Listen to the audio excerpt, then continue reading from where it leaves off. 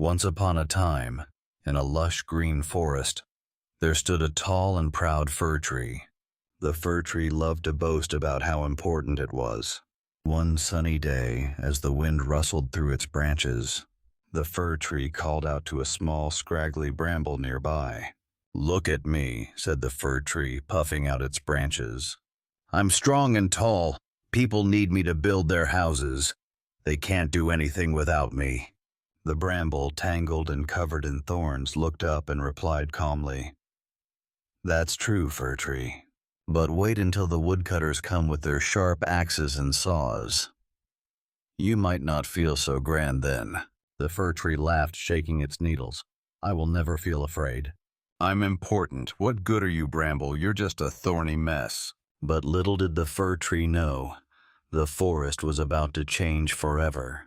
One fateful morning, the sounds of axes echoed through the trees. The woodcutters had arrived, and they were heading straight for the proud fir-tree. As the fir-tree watched in horror, the men approached with their heavy tools. "Oh no," it gasped. "What do I do?" "I don't want to be cut down." The bramble, watching from a distance, felt a twinge of sympathy. "Hey, fir-tree," it called out. "Don't worry. Climb up to the highest branch and hide in the leaves. They won't see you there." The fir-tree quickly climbed as high as it could, trembling with fear. The woodcutters circled around, looking for the perfect tree to chop. Suddenly, one of them spotted the bramble. "Look at that little bramble," one woodcutter said, chuckling. "It's so useless. Let's get rid of it first." But just as they approached, the bramble had a clever idea. It rustled its leaves and whispered, "Careful, woodcutters. You might hurt yourselves. My thorns are sharp." The woodcutters paused, confused. "What? A bramble talking?"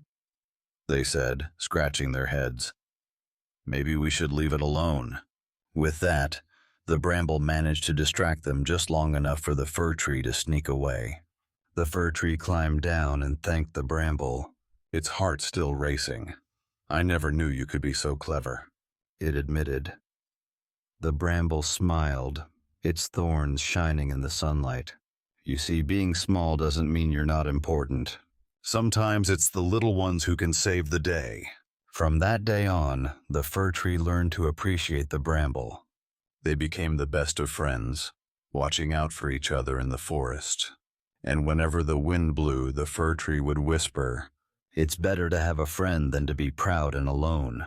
And so, in the heart of the forest, the brave fir-tree and the clever bramble lived happily ever after, teaching everyone that every creature has its own special worth.